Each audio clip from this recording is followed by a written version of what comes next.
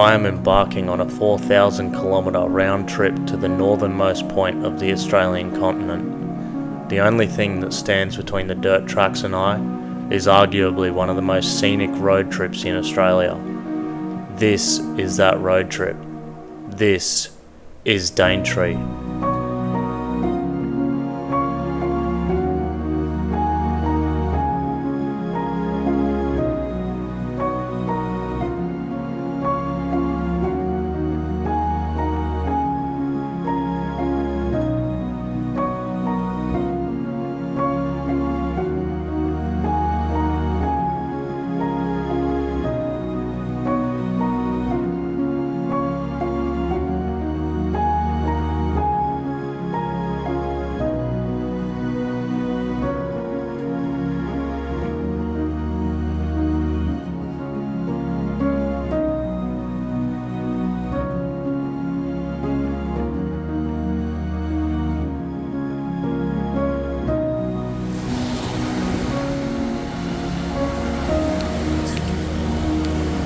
How's the serenity?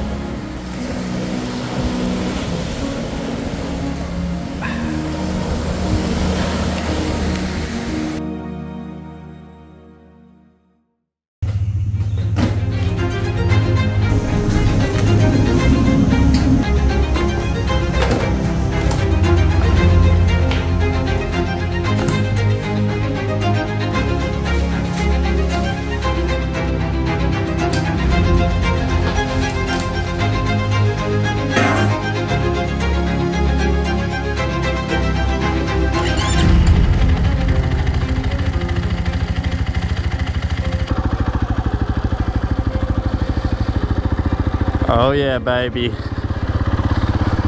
You know what time it is. We are hitting the Cape. We're going to the very tippy top of the country on two wheels, unsupported, living the absolute dream.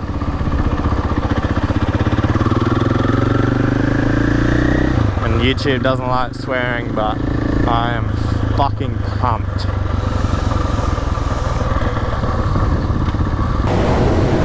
So we're just leaving Yabulu, which is just outside of Townsville, and for today the plan is to get to Wonga Beach, which is just south of the Daintree. Camp up there for the night. So beautiful through this area. There's an amazing lookout on the top of this hill over the Hinchinbrook Channel. You'll see a little picture of that right now.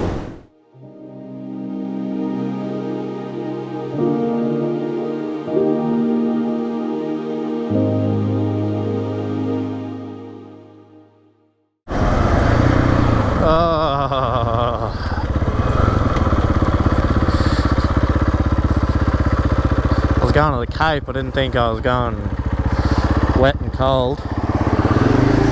That's exactly what we've got right now.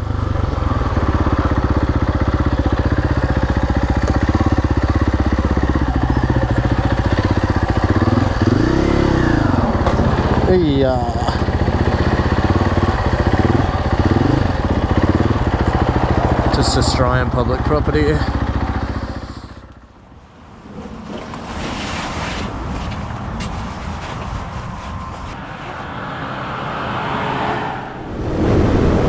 Bike's just cruising so nice. I'm at 110k an hour there, just so easy for it. All I did was drop 2 teeth on the back sprocket, so now I'm running 1548, which is a pretty standard adventure gearing setup for these KTM 500s. But I didn't think that 2 teeth on the back would make such a difference. It's bellissimo.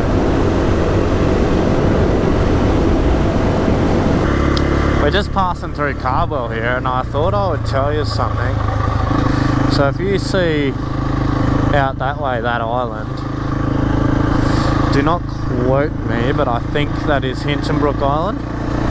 And anyway, Cardwell here sits just about at the entry to the Hinchinbrook channel, which is between the mainland and the Hinchinbrook Island. A bloke at work that I work with,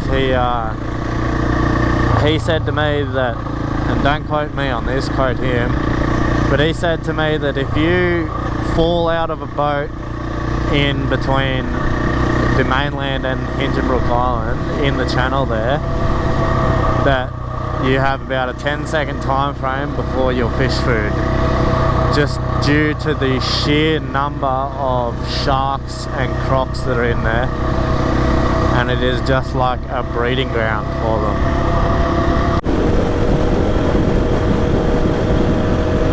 Just look at this countryside. Look at the soil. Look how red and full of life the soil is. Hello boys. No one wanted to wave. Look how red the soil is. Look how healthy it looks. Plus, yeah, the shit ton of water that you get here every year. No wonder everything grows up here.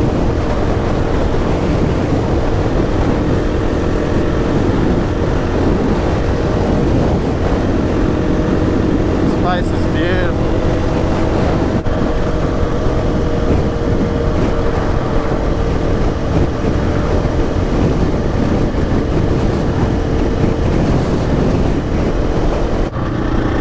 Cannot wait to get to Port Douglas. I'll fill my esky, you'll see that, with a couple beers and some ice, and then we'll head to Wonga Beach, which I don't think is much further than Port Douglas, for beers and camping and food and rest. So I'll see you in Port Douglas. I've found a sneaky little spot.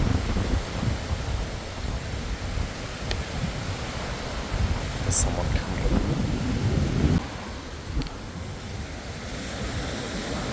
Well, that was alright. Just a couple of oldies walking their dog. They didn't seem to care that I was here on the beach. So,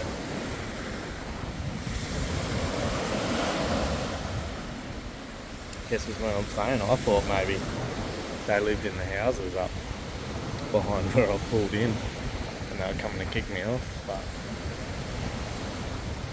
I'll set up fucking tent while they're walking the dogs, and if they come back soon and saying anything, we'll see how that goes. But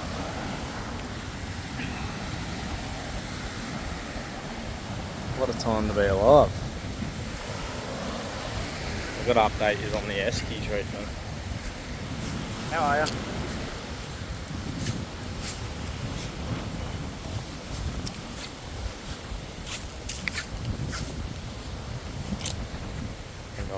Fucking found a thoroughfare to park in.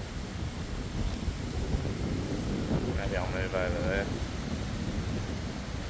Righto, I've moved. Conveniently I can use that chair there, and I'm not where everyone's walking down. Check out my esky. 20 litre dry bag. Beers and ice. How's the new tent, mate?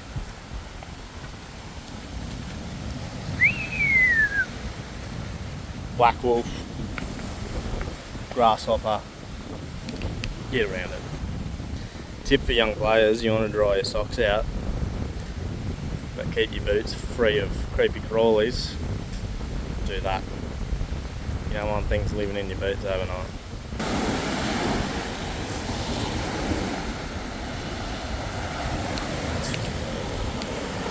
How's the serenity?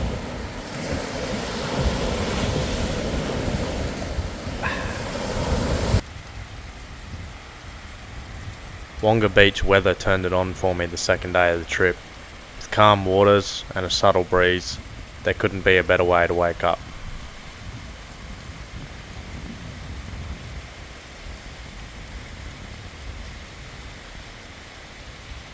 Good morning everyone. If If you know the area, you'll know where we're headed next, which is into the Daintree.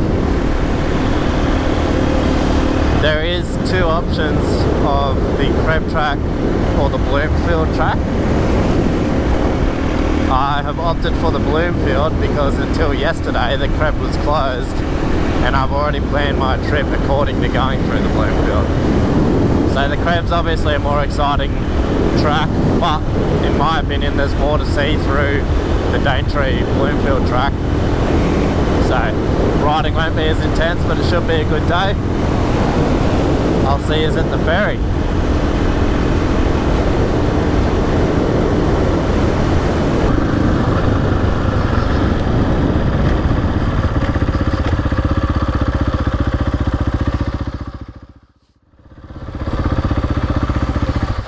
How are you? Good, thank you. How are you? Good, thank you. One return or one? Just one way. Thank you. No worries. Safe travels all the way to the top. Yes. Food. Thank you. Have a good day. I shall. You too. But the sun keeps shining for you. Yeah, me too. See ya.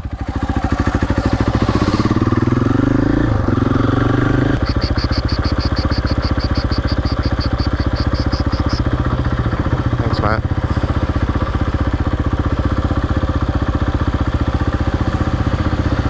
Good morning, welcome to the Daintree River.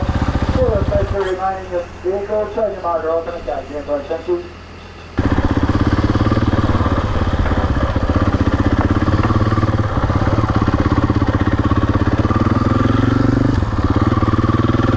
Only 10 minutes into the rainforest sits Alexandra Lookout, named after Princess Alexandra, a Danish princess married to King Edward VII. Overlooking Snapper Island, Wonga Beach and Port Douglas, the lookout highlights the age and beauty of the rainforest you're about to adventure through. How's that for a view?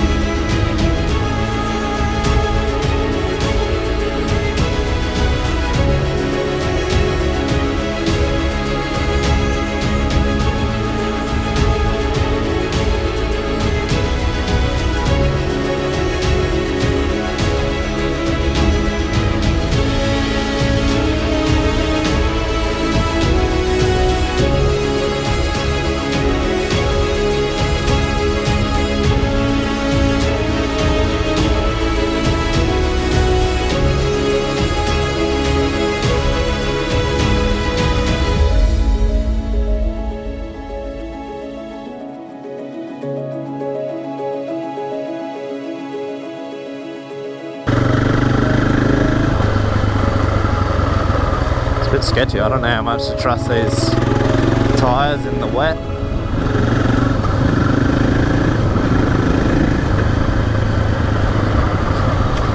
Probably pushing way harder than I am, so should be alright.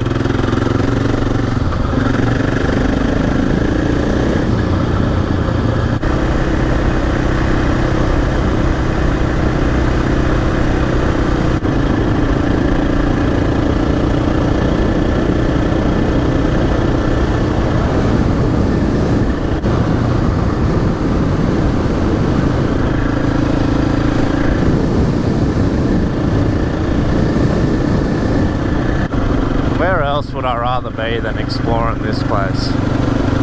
God, it's beautiful. Ironbark Road, good name.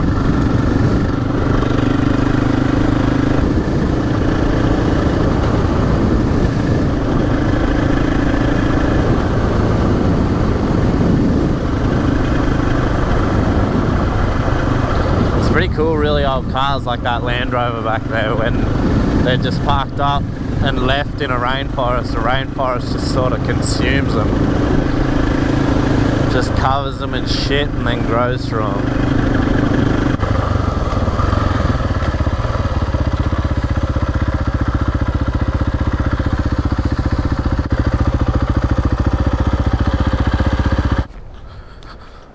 see what Thornton's Beach has to offer.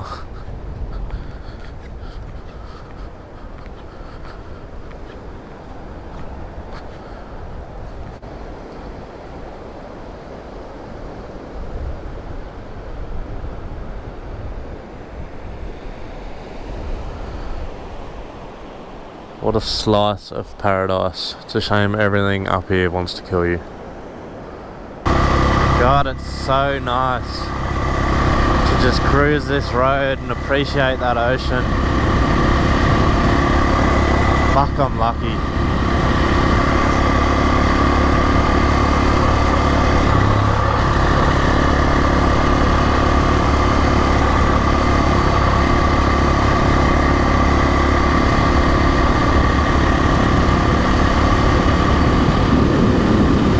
Look at this place.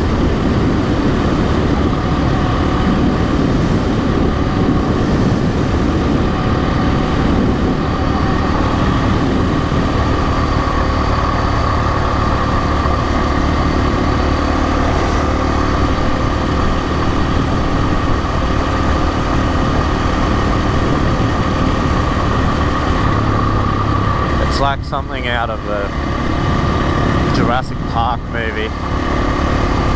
You just know that this rainforest is so old. So much history.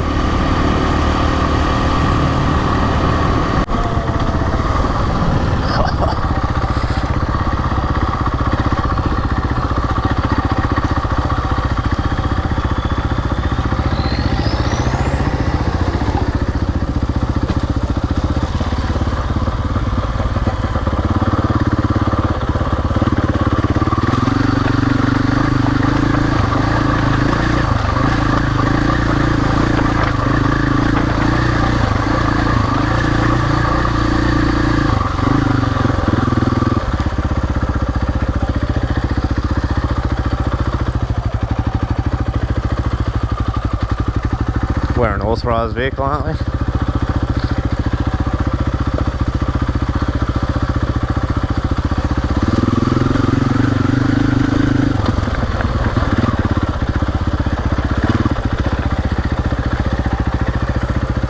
that a picture worth taking or what?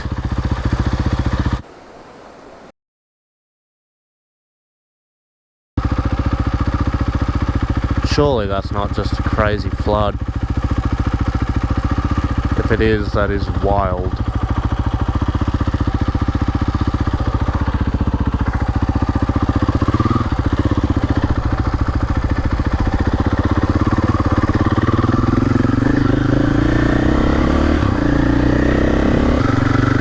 We're finally into the gravel.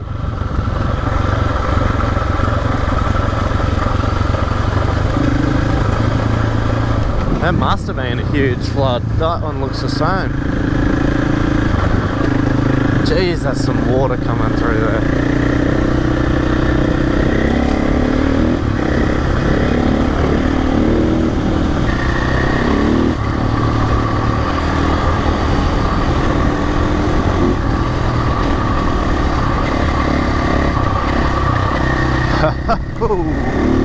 Finally! Some roads to let the Kato go on.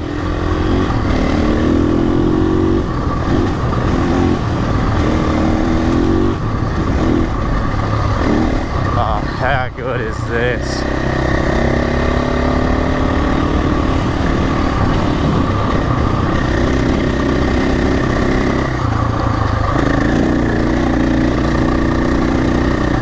The crab track would have been nice, but how do you get this sort of scenery in the middle of the rainforest?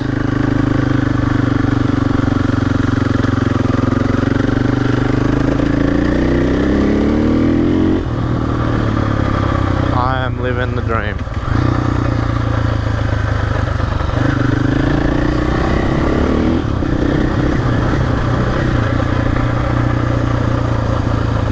Look at that.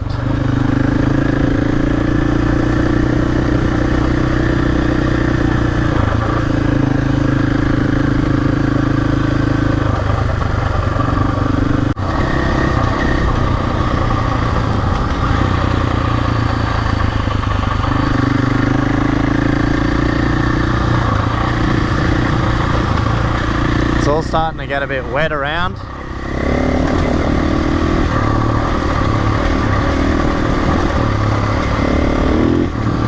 Make the track just a bit skatier.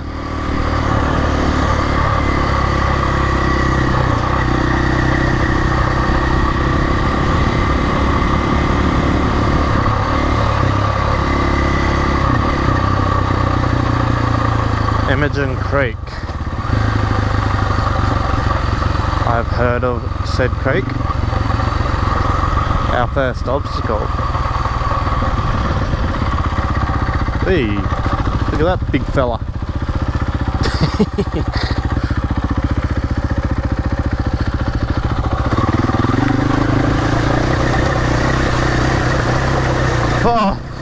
Oh, that's cold.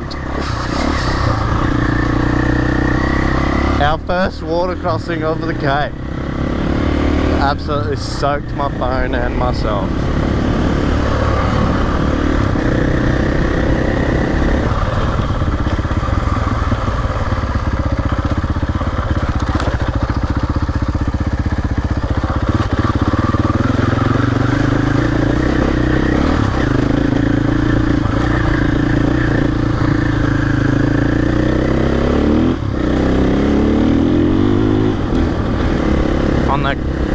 Bloomfield track here, they concrete the steep bits and put these like cuts in it for grip.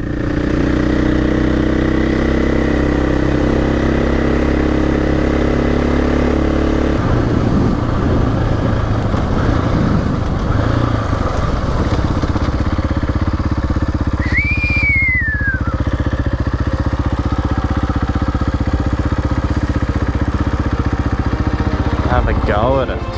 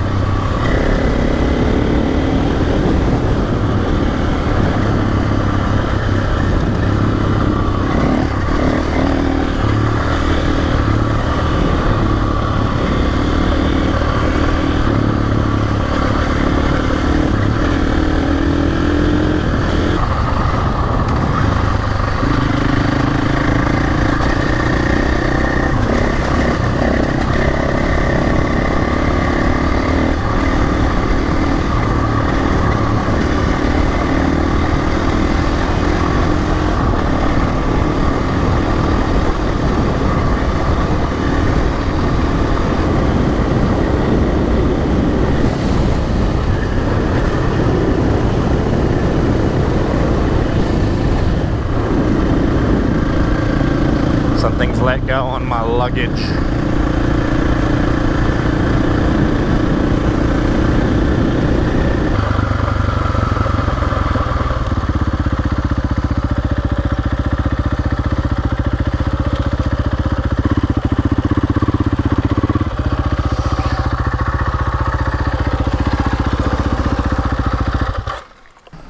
All good, mate. Cheers, eh?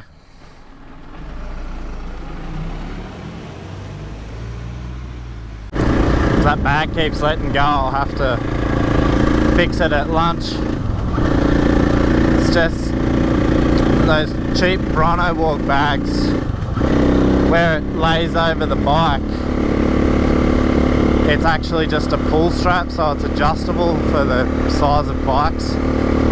I don't know, I don't think it needs to be adjustable, just set a fucking gap. But anyway, those adjustable straps let go a bit, so I will have to sort of pull it tight and then C-lock it and knot it so it can't come loose.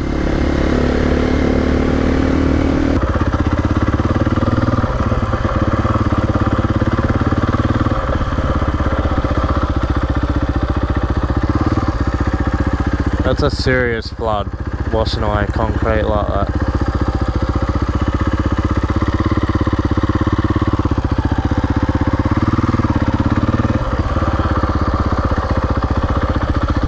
It was a big wet season.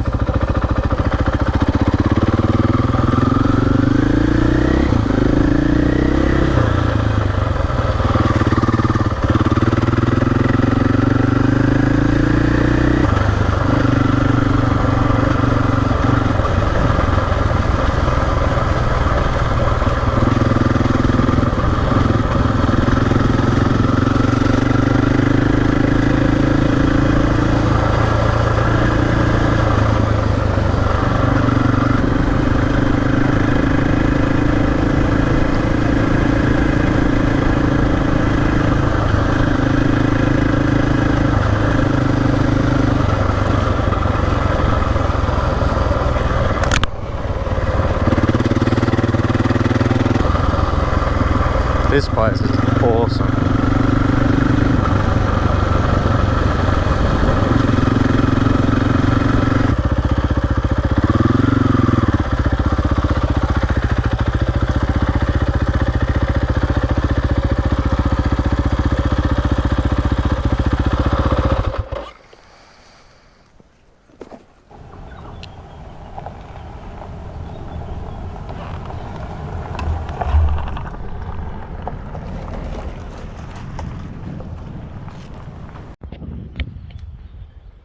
Just stopped on this side of the track here.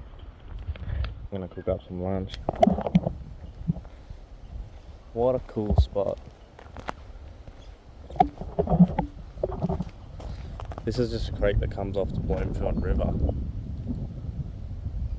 And like you can tell how the water gets flowing here. It's pretty crazy really. I know I think it was Cyclone Jasper hit them pretty hard up here. That's why the crab track was closed for so long. Must have had some serious water, because last time I come through here in a car, it wasn't, there was no flood damage like this.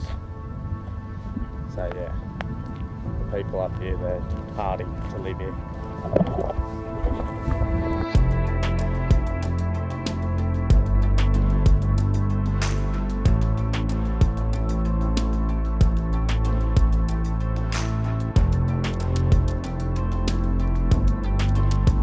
I've gained a new level of respect since travelling through the country's north. The way of life for the residents in these regions is certainly harder than your average Australian. Thanks to the work they put in year round, keeping roads, tracks and facilities maintained, people like me and you are able to travel these regions and appreciate the land we have. The more I travel our country, I realise the Australian way has not been lost. It is alive and well with the modern day pioneers who live in these places. All you have to do is get out and find it.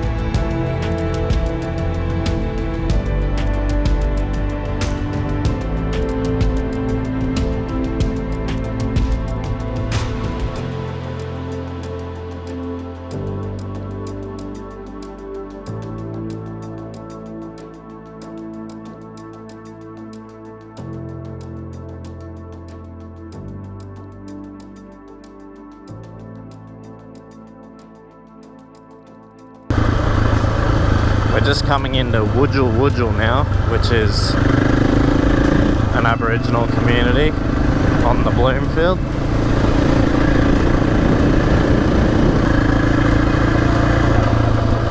This is officially the furthest north I've ever been.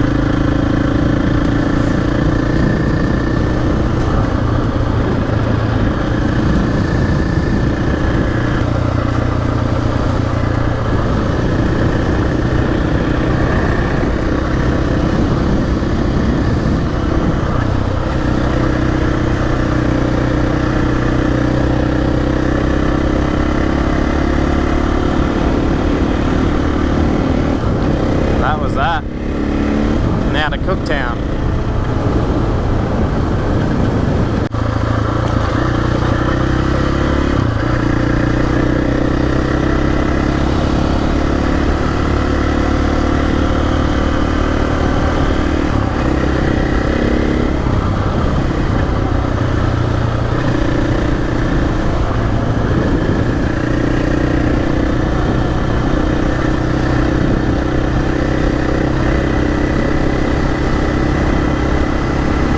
The roads aren't great here, but the scenery is.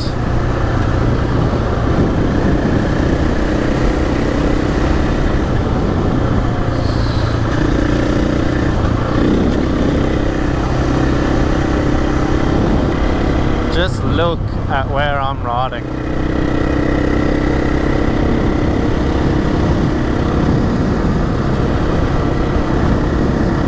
Our country is so diverse and so amazing. If you're not out exploring it, you've got rocks in your head.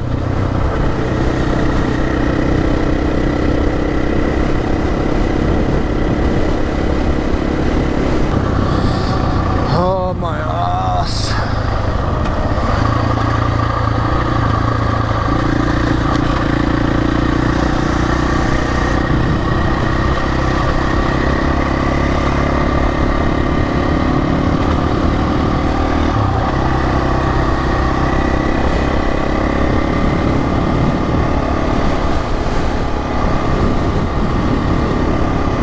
I've never seen grass like that.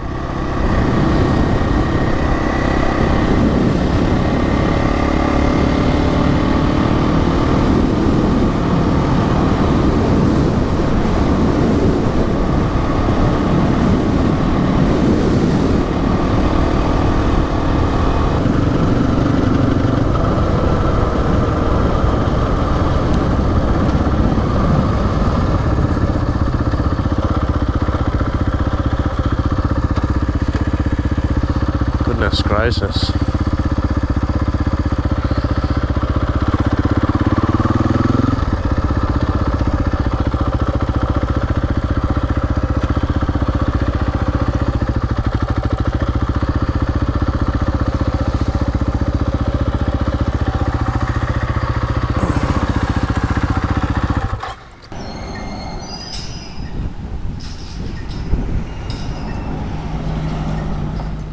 Well, there we go. I've had a beer at the Lion's Den.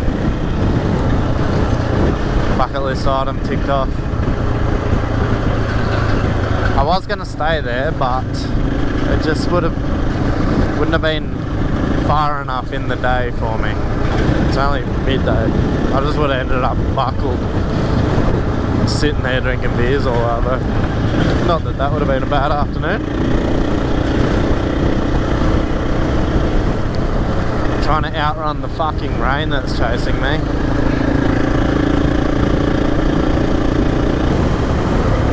I'm not sure if it's these hills that are Black Mountain. It could be that one over there. I thought it was a bit closer to Cooktown, to be honest.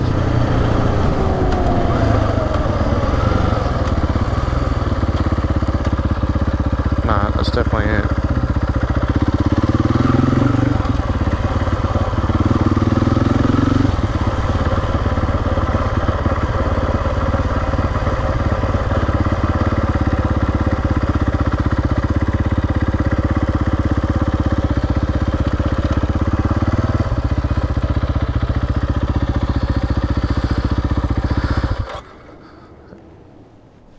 It's just pure volcanic rock.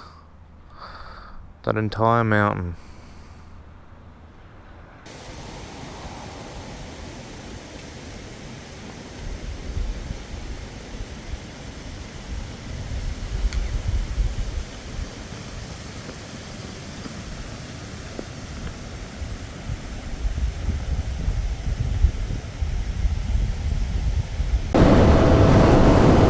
With the weather looking the way it is, might look at getting a cabin in the caravan park tonight at Cooktown.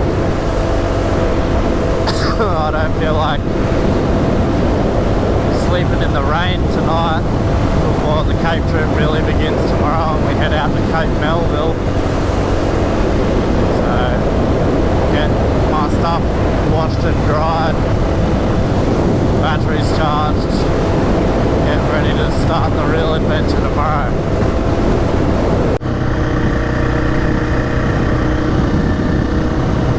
We've made it to Cooktown and I've had a brainwave. I may service the bike tonight. We'll have only done 650 k's or something, but if I service it tonight, I get rid of the oil change I'm carrying, and then I service it when I get back to Cooktown again.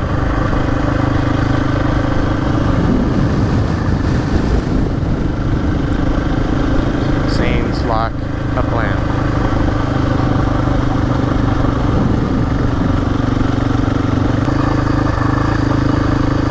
Oh, stop it.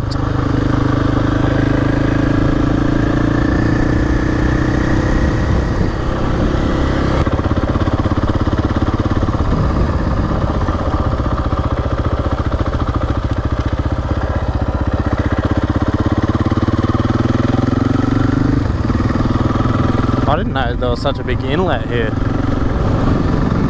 God, it's nice.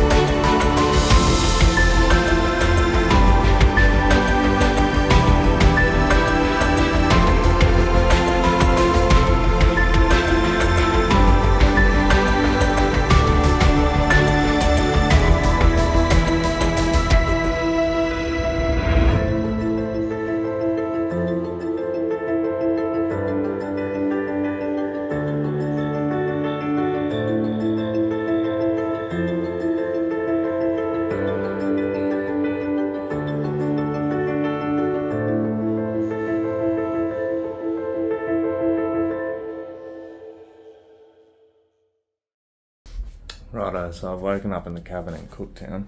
and I've got to sort this bag out that was pissing me off yesterday. What's going on with them is this strap here, which is adjustable, that goes over the bike, comes loose. It's got a lock, but it still comes loose with the weight. So I'm going to feed it back over itself like that, and then I'll electrical tape real tight around it, and that'll hold it.